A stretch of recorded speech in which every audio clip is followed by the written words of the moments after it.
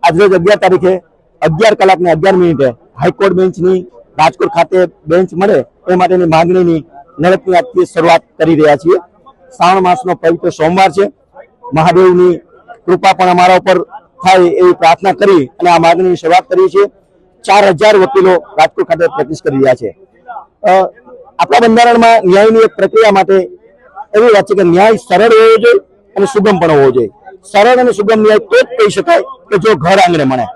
જો ન્યાય માટે 200 કિલોમીટર કે 400 કિલોમીટર સુધી યાત્રા કરવી પડે અને સવારથી સાંજ સુધીમાં તમે થાકીને લોથપોથ થઈને ઘરે આવો ત્યારે તમારી કોઈ વાત સાંભળે અને એ તમારી વાતને હાઈકોર્ટમાં રજૂઆત કરે તો એવો ન્યાય સરળ ન્યાય કહી શકાય નહીં। બીજું કે હાઈકોર્ટમાં કેસોની પેન્ડન્સી જોતા હાઈકોર્ટને આ બેન્ચ મળવી હાઈકોર્ટની આ બેન્ચ રાજકોટ ખાતે મળવી ખૂબ જ જરૂરી છે। કારણ કે જો વધુ બેન્ચો સ્થાપિત થાય તો જ ઝડપથી ન્યાય થઈ શકે।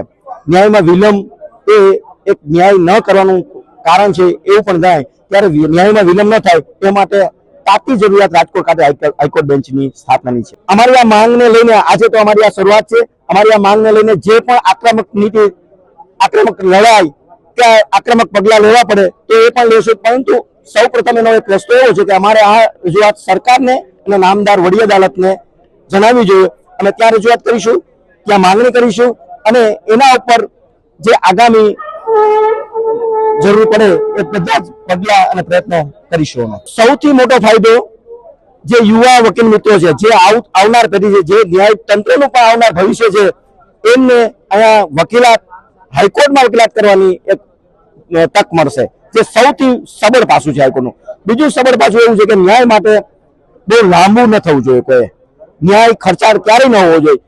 રાજકોટને જો હાઈકોર્ટની બેન્ચ મળે તો સસ્તો ન્યાય થઈ શકે છે। સાંજ સમાચાર ફેસબુક પેજને લાઇક કરો, વિડીયો શેર કરો અને વધુ વિગતવાર સમાચાર માટે sanssamachar.net વિઝિટ કરો।